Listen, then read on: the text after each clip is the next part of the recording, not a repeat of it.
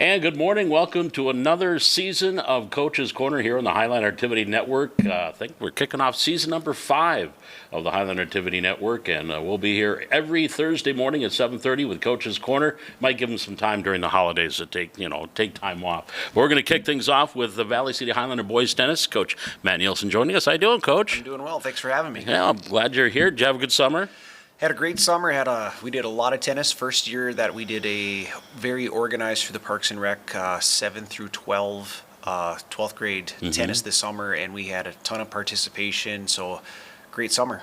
Well, starting off the year, speaking of participation, 32 boys out for tennis this year. Holy goodness, and that is a record. Talked to Eric when he was in tennis, Eric Kringley's, back in the 80s. He said they were at like 10 kids. I know when I was in tennis, we had a lot, but a lot was like 24 kids. And then since I've been coaching, we've been kind of hovering about that 20 mark. In the last couple of years, we've exploded up to 32. So yeah, 32 boys out, and it's been a logistics issue, but you know what? We will take that headache. If that many kids want to play tennis, we want them all out. Of course, last year, Miles Taylor was your lone senior last year, so a lot of experience back this year. Yep, so we have a ton of seniors this year, and if you look at the varsity lineup that we played on Tuesday, 5 of them were seniors. So yes, we have a ton of seniors, and that's exciting for this year. And then looking ahead, we have like I said, we have 32. So I mean, when the seniors graduate, yeah, we're going to miss them, but we have a lot of kids coming back. So it's going to be Highlander tennis is going to be a lot of fun for the next at least 6 years. At least 6, because I know a lot of the good young players in that 7th and 8th grade class, and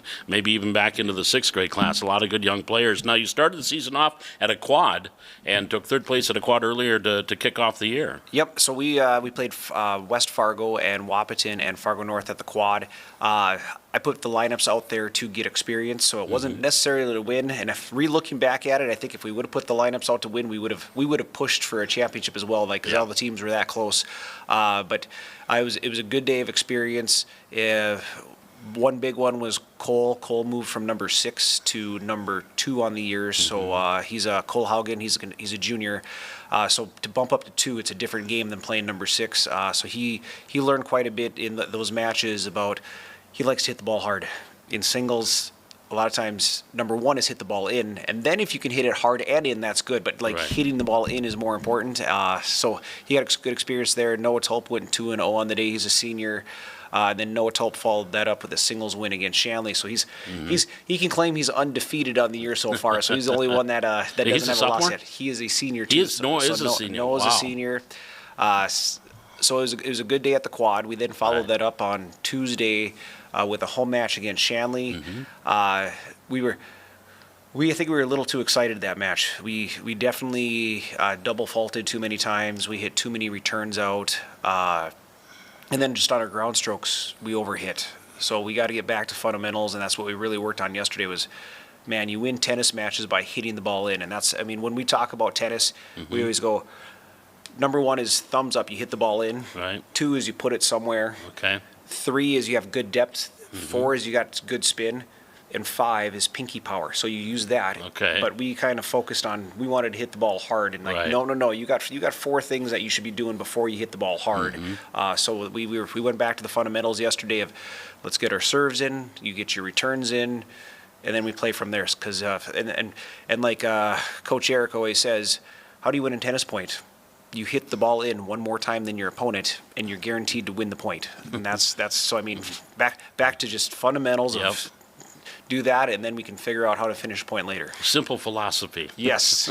Just hit it in one more time than your opponent does. Overall, though, has there been any surprises yet in the early season? I know just with the early matches, not so much, but anything yet that stands out? Well, we have a couple kids that have changed location. So Quinn Kruger, he went up to our number 1, and he's only a sophomore. Yeah.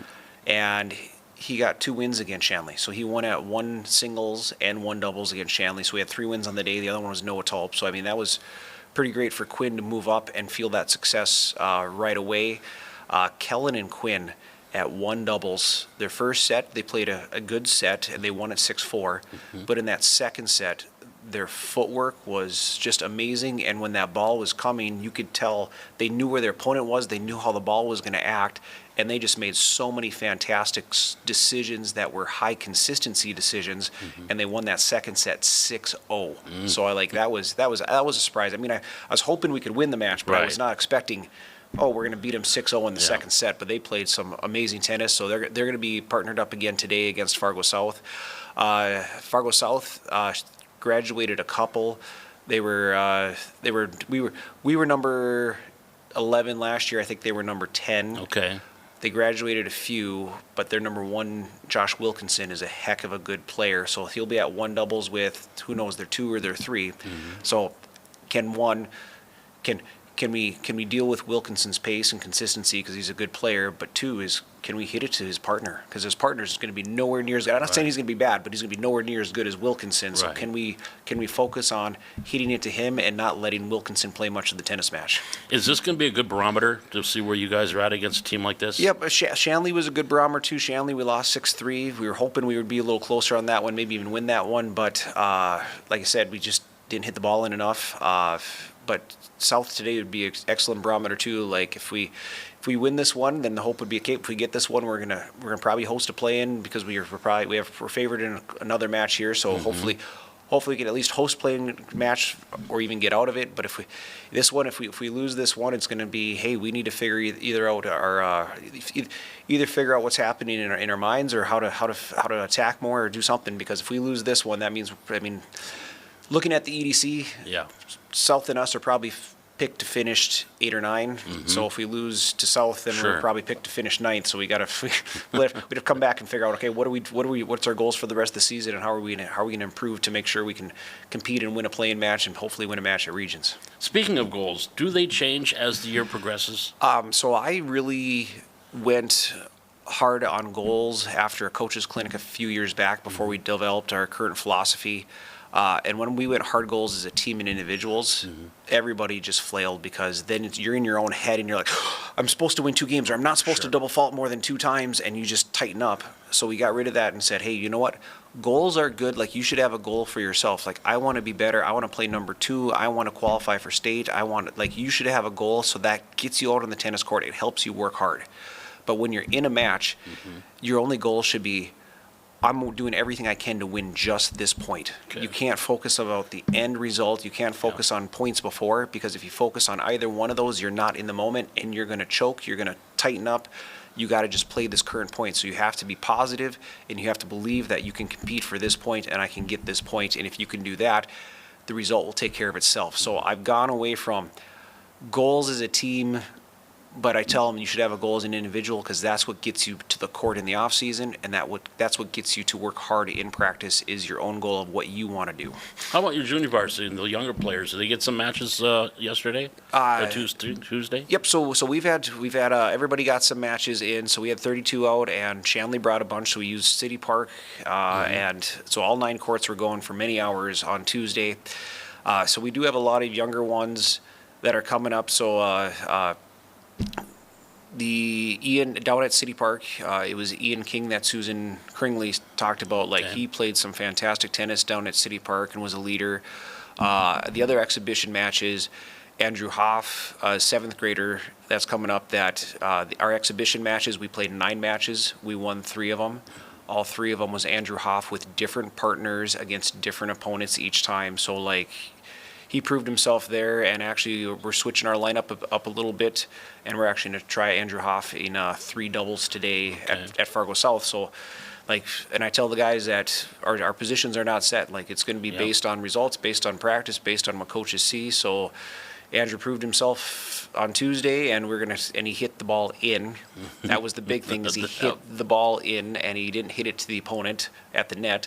So we're like, you know what, his consistency is pretty dang good, and he hits it in the right spot. So we're going to give him a shot there to see if his consistency pays off for us. Now, it's going to be at West Fargo, even though you're playing South. Yeah, so Fargo South's courts should have been redone 5 years ago, and they weren't. And so the Fargo South coach finally said, these are not playable for another team. They still practice there because there's some heaves in it. The fence is close, but their own team knows where those are, and they're careful in practice not to trip over those heaves or anything. But he goes, you can't expect another team to come in, play 100% all out, and then realize that there's a heave there or there's a fence there. So it would be dangerous for opponents. So they're playing all their home matches at different Fargo courts. They try to keep it within Fargo. Didn't work this time because every Fargo school had a home match today. including them. So then so we talked to West Fargo's AD and their tennis coach. So we're going to be playing at West Fargo High School today. So they'll have Fargo South will have the balls. West Fargo's going to keep their shed open, so that way we have the scorecards and the benches, and they'll have the bathrooms open from the baseball field. So it's going to be a neutral site home match for Fargo South today is what's going to happen. But West Fargo's pretty cool because it's 6 in a row, and they actually have a mound. So if you sit on that mound, you can actually view all 6 courts at the same time. So like say Wahpeton has 6 in a row, but that one's tougher because you're on the same level. So if you're over here, you can't see the far two courts. But at West Fargo, it's for 6 courts straight in a row. It's a really good setup. The only bad part is if there's no shade. So hopefully it's not too hot today, because that gets a little warmish without any shade. I bet it does. Well, Coach, the old man on the coaching staff here at Valley City, what, 20th season as a tennis coach? Yes. So this is my 20th season as the head coach. 23rd overall, I believe. One is a volunteer, a couple as an assistant. But yeah, my 20th year as the head coach. So yes, old man on the coaching squad, and then also I'm the old man in the EDC. Also, that in EDC tennis, I think I'm by far, probably by 8 years, the old man on the EDC, and I'm nowhere near the oldest. I just have the most years, most tenure. I mean, maybe it's continuous. I have to go back. Tom Wynn is now the head coach for Grand Forks Central, and he's made Grand Forks. He's one of the people who's made Grand Forks tennis what they've been, and I think he's about 75. So he came back. He's got me back in age, but I mean, if you could talk about continuous years coaching, I'm the old dog. You're the guy. Well, Matt, again, appreciate you stopping by, and good luck here today against Fargo South, and we'll see you next week. All right, thank you so much. Appreciate it. You bet. Coach Matt Nielsen from Highlander Boys Tennis, back with more Coach's Corner here on the Highlander Activity Network.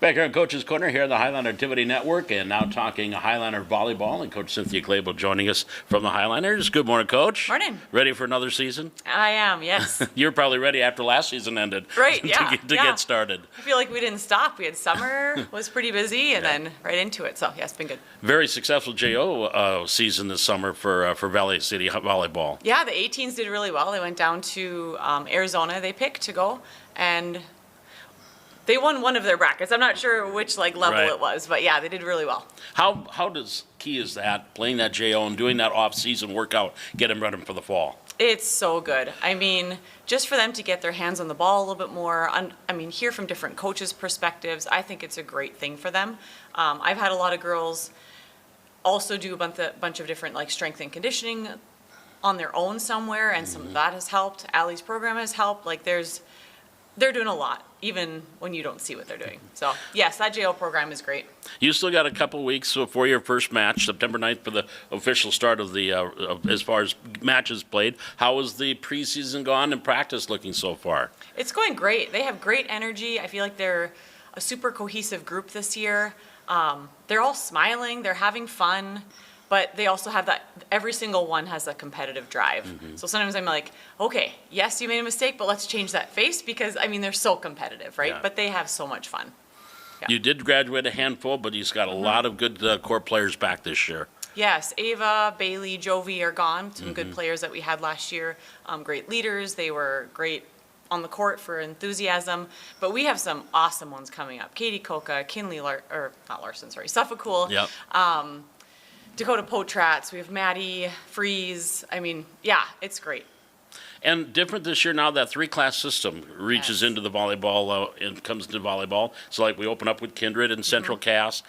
There's going to be some good volleyball in that Region 1. Northern Cass is always solid in volleyball. Guys excited? Is this team excited to see this new crop of teams? Yes, we are. And we got a little touch last year too. When we host that tournament here, we get some of Yep. them coming. We hosted Oak Grove last year. We went down to Kindred last year. So yeah, it's great. I mean, we competed last year. Yeah. But this will be, I mean, just so fun. And I think the crowds that are going to come are going to be great, right? It's not going to be 5 or 10 parents in the crowd. Right. It's going to be a lot bigger, kind of like basketball's been. So that's going to be fun to play in front of a larger crowd too. And you look at last year, I think 19 wins in the EDC, as overall, but in the EDC, kind of middle of the pack. You have to be proud of the way this team played in in your final year in Class A. Oh, 100%. I know there were some people who are like, oh, good luck, right? Kind of like a sarcastic good luck, like you're not going to do anything. And we won our playing game against Central and went to the EDC tournament, which I don't think a lot of people thought we would do. And then we didn't play to our potential in that last one, but I mean, it is what it is, right? Yeah. But now this year, with this squad, you open up at Kindred, and then the first home game is September 11th here with Central Cass. Yes. And what kind of expectations does this team have going into this year, Cynthia? They have High high ones, expectations. Yes, they do. A lot of them just keep saying they're so excited because they know they're going to be a good team, right? And if they just keep that attitude, knowing and having that confidence, and that will help. I mean, when you go into a game thinking you're going to lose, that's usually not great. And they know they're good, right? So that helps, and just being, but going humble at the same time, right? Don't underestimate anybody by any means, because we had close games last year with those ones. And so it's just going to be super fun. And Yeah. we're hosting the regional, too. Yes, we are. So there's going to be a lot of volleyball played here at the Hack this year. Yes. Yeah. Regionals for what we have volleyball, and I think we're also doing wrestling too. And wrestling as well. So it's going to be busy in the Hack this year. Well, when I saw Valley City move down, they're like, ooh, we got a nice facility now in our region that we right. can utilize for our tournaments. How about individually? I mean, you name some of these players. We all know, like Katie Koch is probably one of your leaders coming back. How about as far as individuals? Who's some players that you're really looking forward to step up this year? Do you want me to talk about every single one? Because I could talk about every single one. You can talk about every single one, but who are going to be some key components to this club? Well, all of them are key. Yes. But your main cogs, if you will. Well, and we talk about that in practice. It's like volleyball is the ultimate team sport, right? Like you can't get a set unless you get a pass. You can't get a hit unless you get a set. So like you need to be, I mean, just happy when anybody does their job, because you need every single person on the court. It's not like you can just run down and hog the ball, right? Yep. So, yeah, for sure, Katie Koka. I mean, on the outside, in defense, in the back row. Bryn as a setter. We're dabbling a little bit in 5-1, a little bit in 6-2, Okay. so we have some options, which is really fun. Coda Potratz with those long arms on the right side is super fun to watch. Her approach is getting great. She comes into the middle sometimes and runs some ones, so that is super exciting. Katie Birchall, when we run that 5-1, is excited to run some slides. Yeah, I mean, Yeah. should I keep going? And serving is always important, because obviously you don't get the other three if you don't get that ball over the for net. Sure. Yeah. Is that a key? Are you one of these coaches? I want 100%. I don't want to see any service errors. Yeah, you ask them.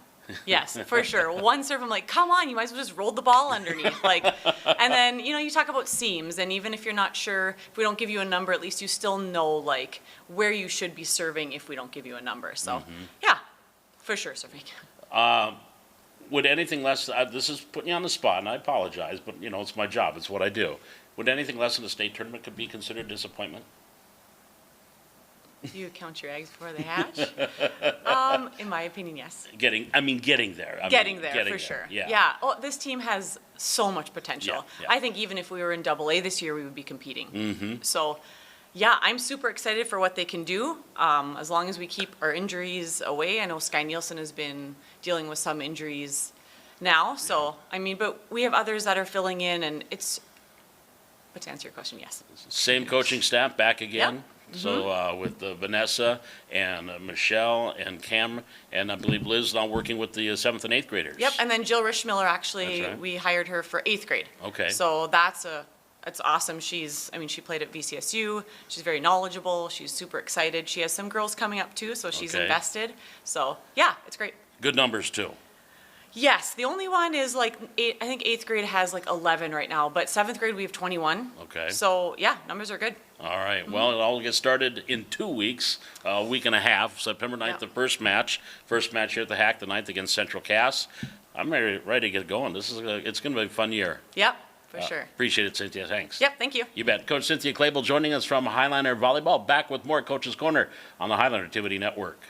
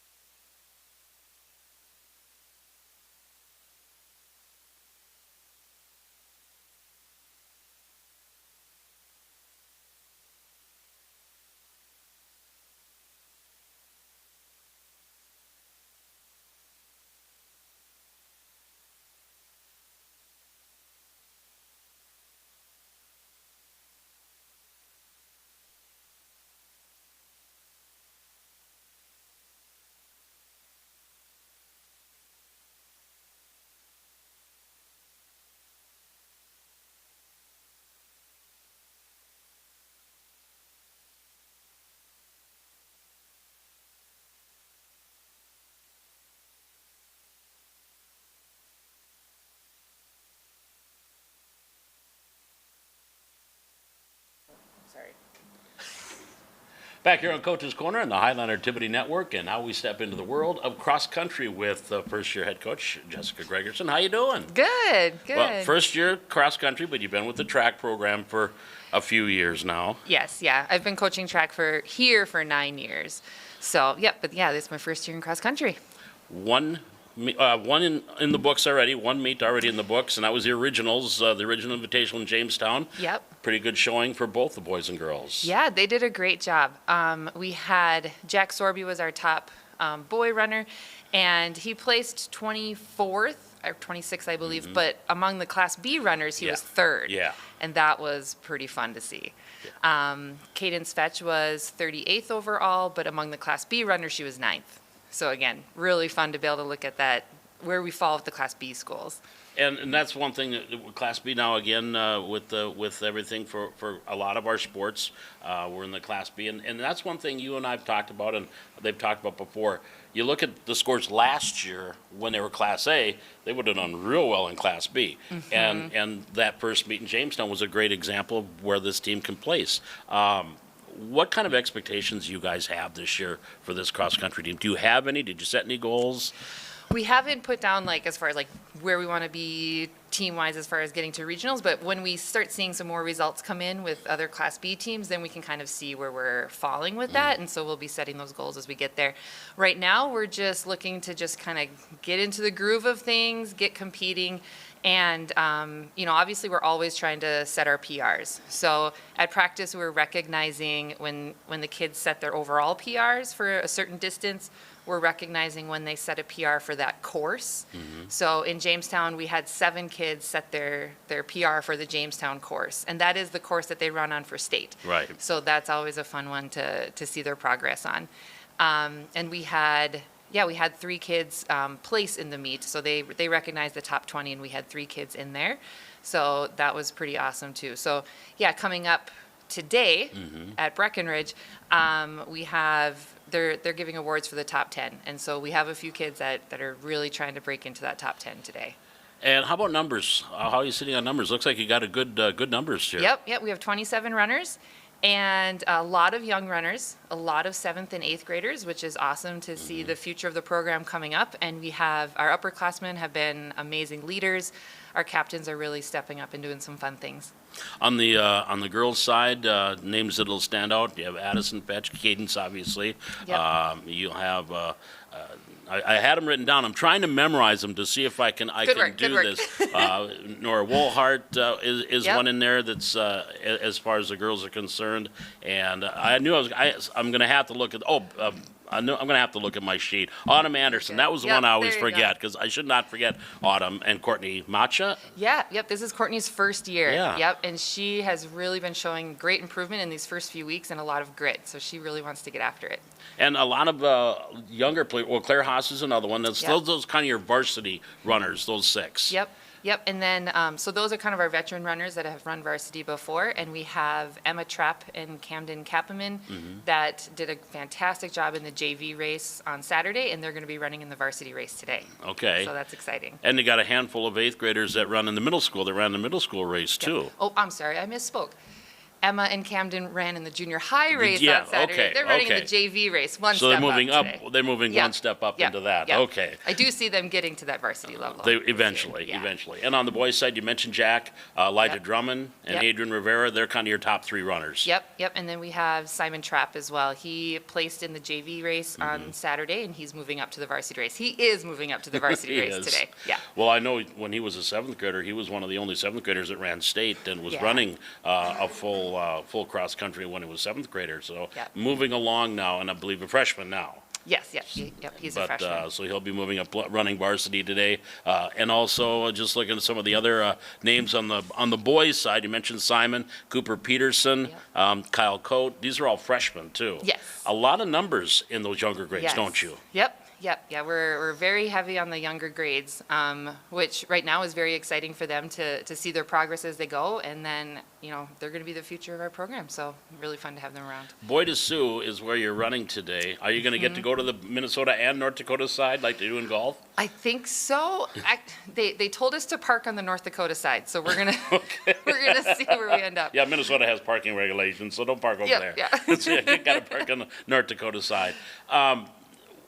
Improving times is pretty much every kid's goal, isn't it? Okay, here's what I did this week in this meet, and improving it. How can an individual improve their numbers? What is the technique or the process to try to get those times down? Yeah, so a lot of it is just building their aerobic endurance is what we always talk about, and that just comes throughout the season. It really comes with the work they did in the summer, of course, so that's always helpful. And then we start also working on building speed. So you can have all the endurance you want, but we got to have some speed in there as well. So that speed work comes more in the second half of our season. So right now we're just working on building that endurance. And as the body adapts to that, then they can just go faster for farther. And we do talk about, we want to recognize their PRs because that's showing off the work that they're doing. But we also recognize that there's ups and downs throughout the season, and different courses have different conditions. The weather is always different. And so there are definitely ups and downs. And so we always want them also just competing for their placing, right? No matter the conditions, try to beat that person in front of you and improve your place because that improves our team score. With this group, is there maybe a hilly course is better for this group? I know everybody likes this. Let's run flat. Yeah. But you're going to find some hills. You're going to have some hilly courses. Are there some runners here that maybe would excel in that, or is it time will tell when you see what they do? Yeah, I think training around town in Valley City, we have a little advantage because our kids do just naturally run hills. We don't have to necessarily, we do some separate hill workouts, but we don't have to always do that because they just get them running around town. So I think when we get to a hilly course, I think as a team, Valley City does have a little advantage in that way. At Jamestown, we saw some kids really attack the hills. The 5K race has a big hill. Okay. And we saw some kids really attack that well. So it's again, being in a hilly environment helps. We have one meet that we'll host, which I believe is coming up September 20th. Yep. Out at Bjornson, and that's the only one that will be here in Valley City. Bjornson is kind of a little bit of a hilly Yep. course, isn't it? Yep, and teams really enjoy coming to our course because it has some hills in there, but it's not so over the top as far as hills go. Right. Yep, yeah, but they really enjoy our course. So today is Wahpeton Breckenridge, if you will, with down at Boy de Sioux. It's just getting started, and this is the exciting time of the year, just getting started, see what you have, and now we all have numbers, the kids all have their times, Yep. so now we'll see when we check them out if they have improved those Yes. as they move along to the season. Coach, appreciate you joining us here this morning, and Thank you. good luck in Wahpeton, and we'll look forward to talking to you down the road. Thank you very much. Coach Jessica Gregerson joining us from Valley City Cross Country, back with more Coach's Corner here from the Hack on the Highland Activity Network.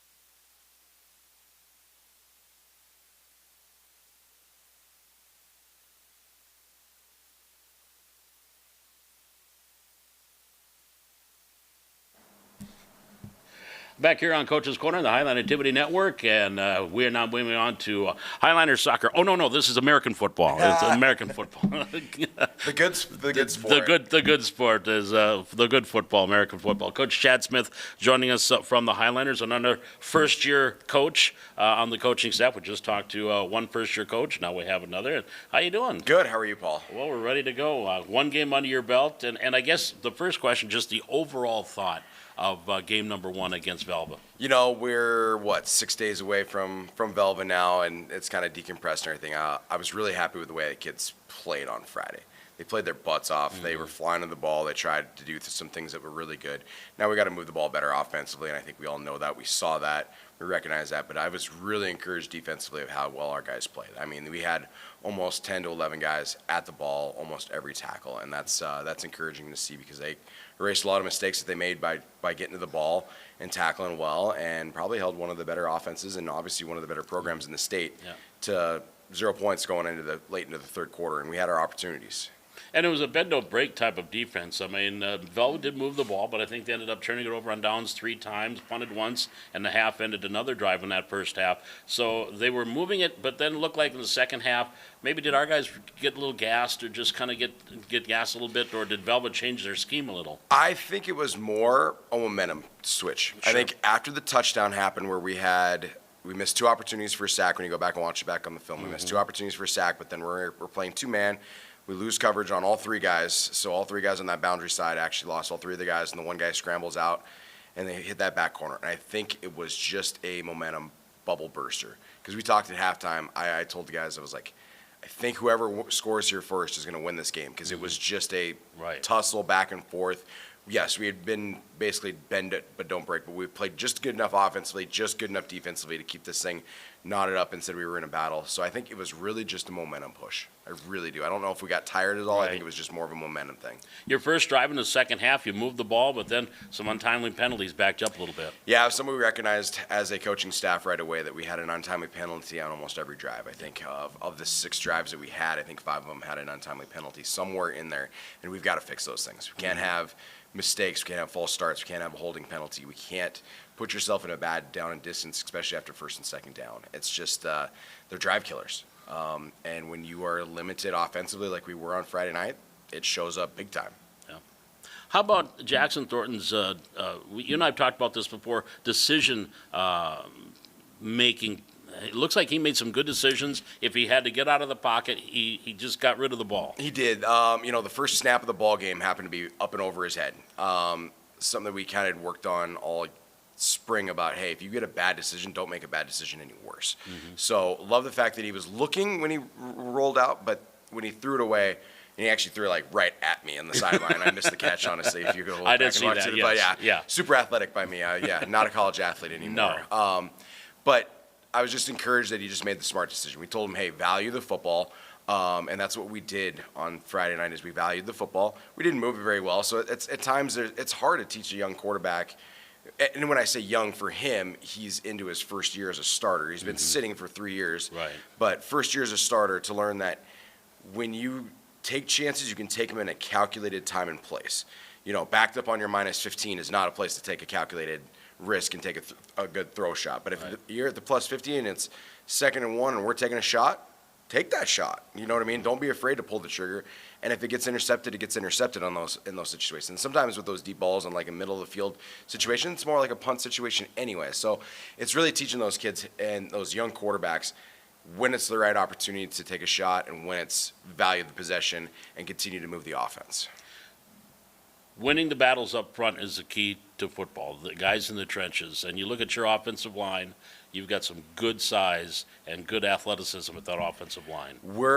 That's the biggest challenge I had to them. Of all the things from Friday night, I was probably most disappointed in that. And I told them, and that group is ready to challenge up and rise up to it, that I was the most disappointed in what we produced in the run game. We should have been much better in the run game than what we are. We're running, 6'4" on the left tackle. Between Ryer and Boston at left guard, you're right at 6 foot. Center positions, Owen Hunt's there at 6'4", 6'5"-ish. Then we go on to the right guard position with Kale Dietz, who's a freshman or sophomore for us. It's got good size. He may not be 6'5", but he's great sized. And then we got a 6'7" Jack Deagerly on the right-hand side. And we've got to be able to maul guys and move the ball. And I wasn't very happy with the way they performed on Friday. And they've worked on fixing that this week. Trust me. It's been a point of emphasis that we are going to run the football this Friday against Langdon. And that will be the emphasis going forward. And that's going to be a key. I mean, that's how you shorten games. That's how you keep the ball away from the other team's offense, is by running the ball and having those long time sustaining drives. Yeah, and those guys don't get an opportunity to rest at all because they're playing at the defensive front and they're playing with the offensive front. And I told them, would you rather be on the attack offensively, or would you rather sit on your haunches and let the defense react to you? And I think they all know that they want to push the ball down the field. They want to drive at people and play just the same way they do defensive line. Because I thought they played really good defensive line on Friday night, which was an attacking mode and an upfield attack. And so they've got to do that on the offensive side of the ball too. And you look at the defense, they got in the backfield a little bit and got Kittleson, the quarterback for Velva, making him on the move, but he was a good mobile quarterback and was able to get out of it. On that defensive side, where do you think they need to improve on now? You know, it's eliminating the mistakes. In our zone concepts and stuff, we let a couple backside coverages burst, but like I told them in film, your athleticism and hustle to the football erased a lot of mistakes. We probably messed up about 5 to 6 times in coverage stuff in looking back on film. We've got to fix those motion reaction stuff, things that will put you in a position where you think you're one thing in a formation and then all of a sudden they motion another. You got to know what your responsibilities are when you react to those things. And we worked really hard at that this week, and so I'm excited and encouraged to see what the back end did and communicated as they move forward. I think Andrew Sikora is a smart safety for us. And then really it becomes down to teaching the kids, how do you communicate on defense? They've got to be yelling, got to be talking. The world of just standing there and watch the motion go by or watch someone shift a motion and we don't talk, we don't say, is a detriment on defense. You've got to be talking, you've got to be pointing, you've got to be seeing things. And we're very deep at the linebacker position, right? All three of them are seniors between McLaughlin, Muskie, and Powell. They've got to start and they got to be vocal and they got to tell what everyone we're seeing. So then that way they can get a Ty Cordy or a Leighton Henderson who's playing sophomores for us at the safety and corner position in the right positions to make plays for us. I think you told me 5 sophomores that started here on Friday. Yeah, and you know that's something that we talked as a coaching staff too that we were highly encouraged about. We had 5 sophomores that literally got their first varsity playing experience in the real Friday nights against the defending state champions on Friday, and I was encouraged with the way they played. Now they've got to continue to grow and get better. They're talented kids, and we've got to do a good job of coaching them and getting them built up. But very encouraged about where the future is and where we're at right now with those guys. Because our junior class is it's a small junior class. We got 3 kids out for our Highliners in the junior class. So our sophomore class has to rise up and play for us if we're going to have success this fall. Langdon comes in here on Friday night, so it went from the number 1 to the number 2 team coming here Friday night. But back home at Hannah Field, and just exciting when you have that home opener. Well, that's the thing. Like we talked about it all off season. I talked about it as a point of emphasis. Like we've got to protect Hannah Field. I talked about it. It's kind of like a prize fight. We walk through those gates. We're shutting the gates. We're not letting the opponent out until we feel like we're done with them. Right? Like we've got to make sure that we give those knockout blows, and we need our Highliner athletics and our support there to be able to be loud and proud while we're on defense and having a packed crowd and protecting Hannah Field with the number 2 team in the state coming into our facility. We've got to make sure that we set the tone early, and that starts with kickoff. If we're on it, if it's kickoff return, we've got to be able to set the tone and be able to drive down the field, get the field excited, get us feeling good that we're playing at home, and continue to rise up. Langdon's a very, very good football program. We don't get any breaks out of this second week of our season. You know, Langdon's going to come in and they've got about 3 or 4 studs on offense and defense and play both ways, just like we do now, which is the nice part about being in this type of conference and division now where we're at is multiple guys are playing multiple ways. I don't think you're going to see the war of attrition where numbers outweigh us as we get towards the end of the 3rd and 4th quarter. We're actually going to be in ball games now through the end. So we've got to do a good job of shutting down their quarterback run game. They really like to run downhill with that quarterback defensively. They play man on the outside corners, and then they pack with 6 linebackers in the box basically because they bring the safety down and they play in the box, and they want you to run the football and not be very successful with it. So we've got to do a good job of being able to scheme, move some things out of the pocket if we need to. The challenge was to get Corbin Powell in space. I think we've done that in practice. You know, get the ball in Caleb McLaughlin's hands, a Derek Shape and those guys, and get those in our weapons because we didn't touch the ball enough on the perimeter. I didn't think on Friday. So. always emotions are high when you have that home opener. You want them to be aggressive. You want them to have those high emotions, but also there's that fine line where you don't get overly aggressive when you're out in the field. Can coaches look past aggressive penalties where you're just trying to make a play and so forth? It depends on the time and situation, right? Sure. A 3rd and 1 jumping off sides in a false start when you've told them, hey, earmuffs, watch the ball, don't jump off. No, those ones are inexcusable because that's inside of your control. It's really about controlling the emotion and understanding where you're at on the football field. I didn't think we've had any really untimely penalties as far as aggression-wise. Yep. We just made untimely penalties Friday night as far as offensive procedure or holding because we're trying to work our butt off. I can't get mad at those sort of things. Like we're going to continue to work and coach those things. And watching film was a good thing for us because I don't think we really had that in fall camp. And it's really hard to simulate what game is like in fall camp. You can't do it with your scout guys. Right. I mean, no matter what level you're at, your scout guys are your scout guys for a reason. Unless you're at the higher level where they have an eligibility situation, then you have some dudes every now and then. But for us, our scout look is probably not going to be nearly as good as what you see on Friday night. So it was good to finally see the real switch and the real gas pedal put to the floor, if that makes sense. And Velva was a good matchup for us, and we're going to get the same one with Langdon now. And we talked about that in practice. Like, hey, what you're seeing right now in practice will not be as easy as it will be on Friday. Like, don't think that what you're doing right now is just going to show up just because you didn't work your butt off. Right. You know what I mean? So you got to be ready to work your butt off and be in the right position, in the right place. Because practice is about being in the right position so we can actually counter things and be able to drive people down the field when we need to. 7 o'clock Friday night, the lights go on and the kickoff, and it's a home opener. It's always a great time. We're excited about it. Really hoping we get a good crowd for us for home opener. We get 4 home games this year, so we don't get a ton. Okay. 4 home games, so we got to make them special and be where we're at. Would encourage our public to come out and see us around 5:30. We're going to walk through as a team when we come in and take the field through the Jefferson Elementary gate, that beautiful gate there. Would love to see you guys there to support us, help the booster board be able to be supportive of our program and having some good food and be ready for a good football game. And then, be loud and proud while we're on defense, and then be quiet on offense is the way it goes, right? We got it. Now you have to be but Right. but let's be. Offense has got to work on offense, Right. but when we're on defense, we should have some noise and some capacity going on. We should be excited, especially on 3rd and 4th downs. We've got to figure out how to get off the field, right? Yep. Like we were only about 45% on 3rd and 4th downs combined on Friday. We've got to do a better job. Our goal is to be about 60% on those things, so we've got to do a better job of getting off on those critical downs. And then get the other team off the field and stop them Exactly. on 3rd downs. Yes. All right, Coach, thanks you. We'll look forward to Friday night. Appreciate it, Paul. You Thanks. bet. Coach Chad Smith from Highlander Football back and wrap things up on Coach's Corner on the Highlander Activity Network.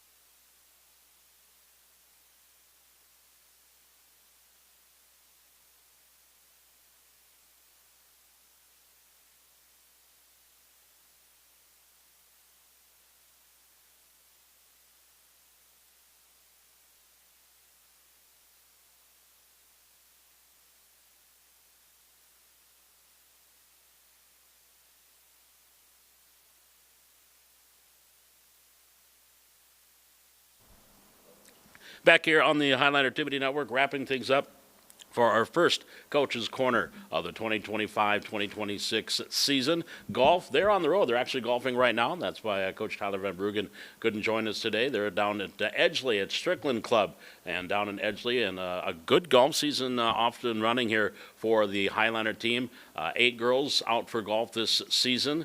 And they have, I believe, a couple of seniors that did come out, but a very young golf team. And again, Class B, so they are in the Class B ranks on the golf season. So we'll talk with Coach Van Bruggen down the line and keep tabs on how the Highlander girls golf team is doing this season. Well, that's going to wrap things up. I want to thank our guests for today, Matt Nielsen, Cynthia Clabo, Chad Smith, and Jessica Gregerson, our coaches joining us. And as usual, our tech staff, Beckett Ness and Rain Nelson joining us. And we had a special spot or two in Leighton Coleman joining us here this morning. But we appreciate you each and every time you join us. Again, just go to YouTube if you have some fans that do not know where to find the Highlander Activity Network. Network. Just go to our YouTube page and search Highlander Activities and join us. And we'll have all these live events coming up and everything archived so you can watch them over and over again. We'll be back next Thursday, 7:30, here from the Hack with another Coach's Corner on the Highlander Activity Network.